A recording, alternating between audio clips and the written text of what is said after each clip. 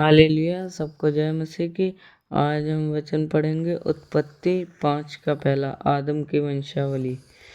आदम की वंशावली यह है, जब परमेश्वर ने मनुष्य की सृष्टि की तब अपने स्वरूप में उसको बनाया।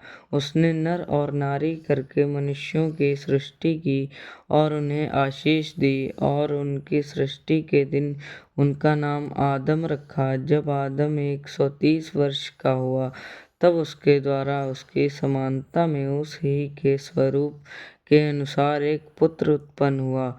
उसने उसका नाम शेत रखा। शेत के जन्म के पश्चात आदम 800 वर्ष जीवित रहा और उसके और भी बेटे बेटियां उत्पन्न हुई। इस प्रकार आदम की कुल आयु 930 वर्ष की हुई। तत्पश्चात वह मर गया। जब शेत 105 वर्ष का हुआ तब उससे एनोश का जन्म हुआ। एनोश के जन्म के पश्चात शेत 807 वर्ष जीवित रहा और उसके और भी बेटे बेटियां उत्पन्न हुई। इस प्रकार शेत की कुल आयु 912 वर्ष की हुई। तत्पश्चात वह मर गया।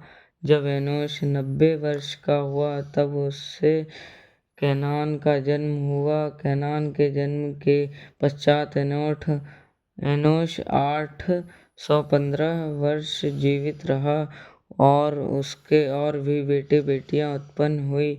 इस प्रकार एनोश की कुल आयु 905 वर्ष की हुई। तत्पश्चात वह मर गया।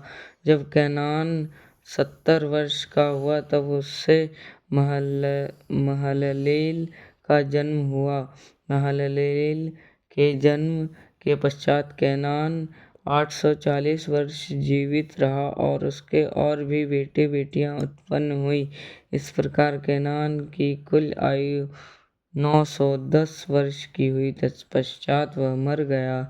जब महललेल 65 वर्ष का हुआ तब उससे येरेद का जन्म हुआ। येरेद के जन्म के पश्चात महललेल 830 वर्ष जीवित रहा और उसके और भी बेटे बेटियां उत्पन्न हुई। इस प्रकार महललेल की कुल आयु 895 वर्ष की हुई।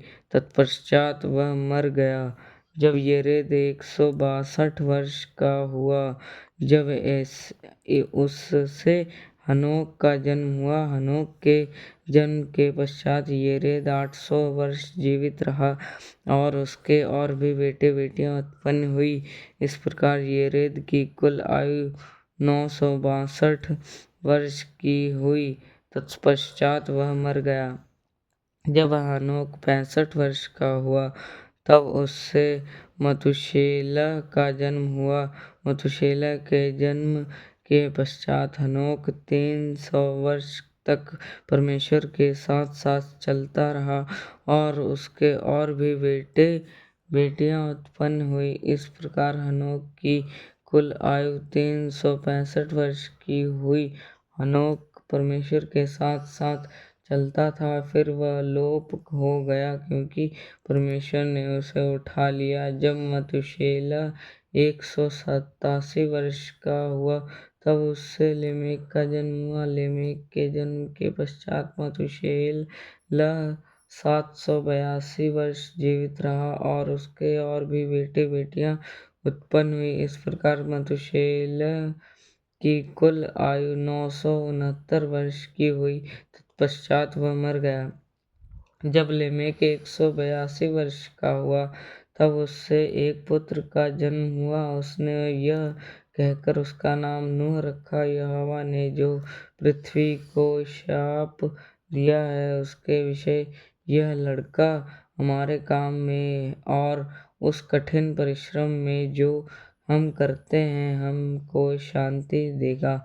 नूह के जन्म के पश्चात लेमेक 595 वर्ष जीवित रहा और उसके और भी बेटे बेटियां उत्पन्न हुई। इस प्रकार लेमेक की कुल आयु 777 वर्ष की हुई। तत्पश्चात वह मर गया और नूह 500 वर्ष का हुआ और नूह से शेम और हाम येपेत का जन्म हुआ। हालेलुया। सबको जय मसीह की। आमीन।